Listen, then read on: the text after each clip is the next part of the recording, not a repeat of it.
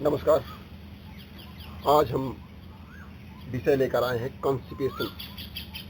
पाचन तंत्र में अनियमितता क्यों होता है, इसके बारे में थोड़ा सा चर्चा करेंगे और उसके लिए क्या हम आसन व्यायाम कर सकते हैं जिससे हमारे पाचन तंत्र सुदृढ़ रहे। तो सबसे पहले हम ये बताना चाहेंगे कि हमारे जो मेडिकल साइंस है यह हमारे पाचन तंत्र के अनियमितता लाने के लिए सबसे अहम योगदान देता है। हमारे अंदर जो भी समस्याएं आ रहे हैं उसका निदान हमारे अंदर होना चाहिए और बाहर से हम सपोर्ट ले सकते हैं, सहारा ले सकते हैं, न कि बाहरी चीज़ों के ऊपर हम आश्रित हो सकते हैं। यह पहले के प्रथा में, पहले की परंपरा में ऐसा ही होता था। तो छोटा सा हम उदाहरण देंगे, साथ साथ हम करते भी रहेंगे। सबसे उत्तम कोटि का आसन जो बताया गया है स्पेशली मुख्य रूप से कॉन्स्टिपेशन के लिए वो है पश्चिमोत्तानासन। पश्चिमोत्तानासन में इसको मुख्य रूप से बढ़िया से करने के लिए पहले दंडासन में बैठते हैं, इसको दंडासन बोलते हैं। और दंडासन में बैठने के बाद हाथ ऊपर कीजिए, सांस को अंदर भरिए। हाथ को जो ये दोनों बाजू के ऊपरी भाग है ये कान के ऊपर सटे रहे, सांस भरिए और थोड़ा सा ऊपर देखने का प्रयास कीजिए और धीरे धीरे सीधे आइए और पेट को अंदर खींचने का प्रयास कीजिए। पेट को अंदर खींचने का प्रयास कीजिए और जितना नीचे जा सके उतना नीचे।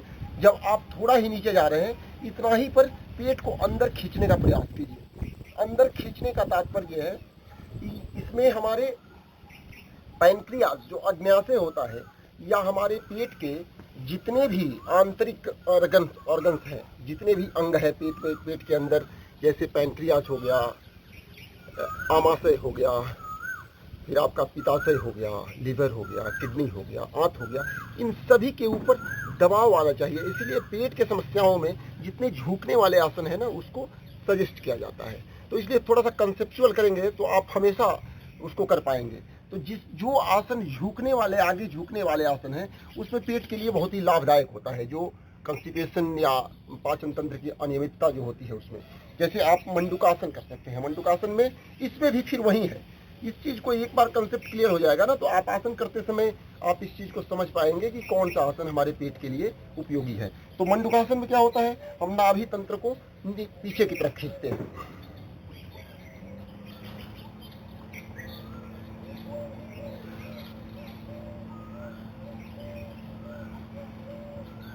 ये मंडूकासन हो गया, पश्चिमोत्तानासन हो गया। और एक बहुत ही उत्तम कोटि का आसन है वो मैं हमेशा बताना चाहता हूँ, हमेशा लोगों को कराता हूँ और बोलता हूँ कि आप लोग किया करो। सबसे उत्तम कोटि का आसन है वो, बहुत सारे समस्याओं में लाभकारी होता है।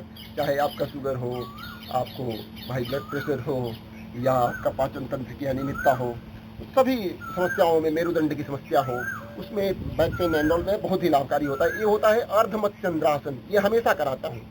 कल भी वीडियो में मैं अपलोड किया था, उसमें बताया था कि यदि आपका वेट ज़्यादा है तो केवल इसको करके देखिए। यदि ये कर दे रहे हैं तो समझिए कि वेट बैलेंस है, कोई दिक्कत नहीं है। लेकिन ये होता नहीं है जल्दी। यदि आपका वेट बैलेंस है तभी होगा। इसमें एक पैर को मोड़ लेंगे, अपने शिवनी नाड़ी के पास ले जाएंगे, दूसरे पैर को मोड़ करके उसको उसके तलवे को घुटने के अपोजिट पे रखेंगे। इसको अवश्य कीजिए, जितना हो रहा है उतना कीजिए। ऐसा नहीं है कि पूरा हो, ये भ्रांति दूर कर देना है कि हमसे पूरा नहीं हो रहा है। कोई बात नहीं, पूरा नहीं हो रहा है। जैसे आपका इतना हाथ जा रहा है इतना ही ले जाइए, कोई बात नहीं। लेकिन जो कर पा रहा है वो बिल्कुल यहाँ पर दबाव दीजिए। कैसे ये पेट के लिए फायदेमंद होता है, लाभदायक होता है। आप बिल्कुल इधर दबाव दे रहे हैं। जब पेट के अंदर के जितने भी ऑर्गन्स है उसके ऊपर दबाव दिया जाता है, यहाँ से दबाव जाता है। ये जो थाई मसल्स है उसको दबाते हैं, देखिए ऐसे करेंगे तो बिल्कुल यहाँ दबाव आएगा। ये दबाव आएगा, फिर यहाँ पर जा करके उसको लग कर देंगे। बिल्कुल आपके पेट के आंतरिक ऑर्गन्स के ऊपर दबाव आता है, वो संकुचित होगा, फिर उसको छोड़ेंगे, उसमें फुलाव आएगा तो उसके व्यायाम हो जाएंगे, वो सुदृढ़ हो जाएगा तो ऑटोमेटिक पाचन तंत्र सही काम करने लगेगा। फिर सीधा मेरुदंड को सीधा रखने का प्रयास करेंगे। आप देख सकते हैं, बढ़िया से देखिए ताकि आपको कोई इसमें शंका न रह जाए, त्रुटि न रह जाए। ऐसे किए, यहाँ पर लाए, बिल्कुल ऐसे टाइट हो जाइए। बैकबोन को, मेरुदंड को सीधा रखिए, मेरुदंड को सीधा रखने का प्रयास। फिर ये हाथ को पीछा ले जाइए। जो हाथ, ये बाएं हाथ मेरा पीछे जा रहा है, दाहिने हाथ से अंगूठे को पकड़े हैं, तो पीछे जाएगा, उसी दाहिने बाएं तरफ देखना है। बाएं हाथ पीछे जाएगा तो बाएं तरफ देखेंगे, और बाएं हाथ पीछे से जाकर के थाई मसल्स को टच करेगा और पीछे की तरफ देखेंगे। मेरुदंड को सीधा रखेंगे।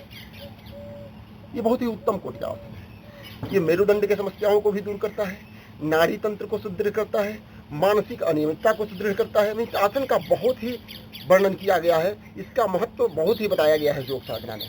तो हम दूसरी तरफ से कर रहे हैं, तो आप देख सकते हैं कि हाथ कैसे जाएगा वो भी आपको पता चल जाएगा।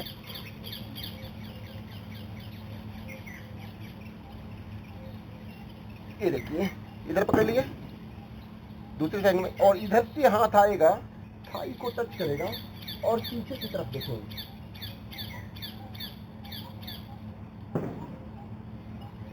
ये बहुत ही उत्तम कोटि की आसन है, सभी समस्याओं के लिए फायदेमंद होता है। तो मैं एक बात बताना चाहूंगा कि यदि आप नहीं कर पा रहे हैं तो आप अपने जीवन में कुछ समस्या लेकर के ग्रसित हैं, समस्या सदा के लिए आपके जीवन में आ गया है, तो कम से कम इतना सोचिए कि हमारे अगले पीढ़ी में, हमारे बच्चों में ये सब समस्याएं न आए। इसके लिए हम जिम्मेदार होंगे। यदि बच्चों को कोई भी समस्या हो रहा है तो उसके लिए कोई दूसरा जिम्मेदार नहीं है, उसके लिए हम जिम्मेदार हैं। इसलिए कम से कम बच्चों को बाहर निकलना, थोड़ा खेलना और कुछ योग साधना, पूजा पाठ, कम से कम योग साधना नहीं करे तो उसको थोड़ा शांतित होने के लिए शिक्षा दीजिए। पूजा पाठ कीजिए, मेडिटेशन कीजिए, चैंटिंग कीजिए। पहले के ज़माने में जाने अनजाने में ये सब हुआ करते थे। तो एक छोटा सा चीज़ मैं बताना चाहूँगा, यदि आपको अच्छा लगे तो अवश्य कमेंट कीजिएगा। पहले हमारे जो पुरातन संस्कृति में, जो आयुर्वेद में जो औषधि थे, औषधि से पहले डॉक्टर क्या बोलता था कि आप क्या खान पान खा रहे हो, क्या खाना चाहिए, क्या नहीं खाना चाहिए, क्या क्या आप प्रिकॉशन लेंगे, ये सब चीज़ें बताता। आज क्या है, आज आप जाते हो डॉक्टर के पास तो क्या बोलता है, फीवर है, पैरासिटामोल खा लो।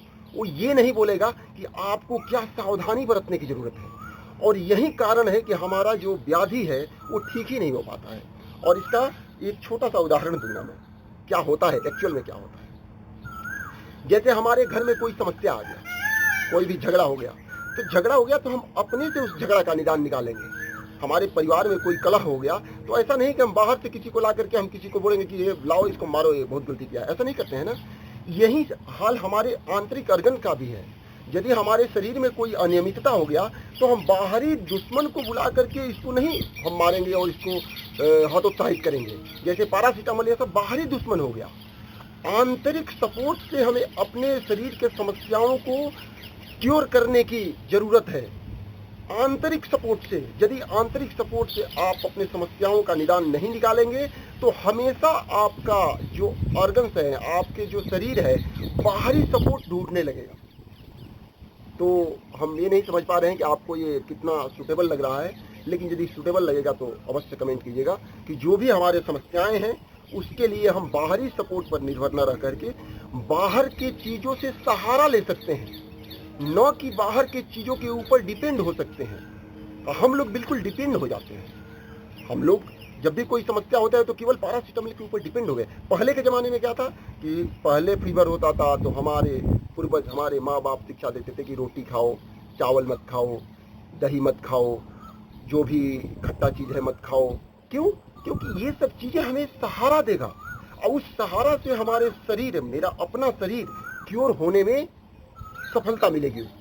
लेकिन आज वो सब चीज़ चला गया। इसी के चलते जो व्याधि है वो सदा के लिए क्योर नहीं हो करके केवल टेम्पररी बेसिस में, तत्काल क्षणिक रूप में वो जाता है, फिर दोबारा आकर के हमारे ऊपर हावी हो जाता है। तो आज का विषय यही रहा। धन्यवाद। आपको ये कैसा लगा अवश्य बताइए।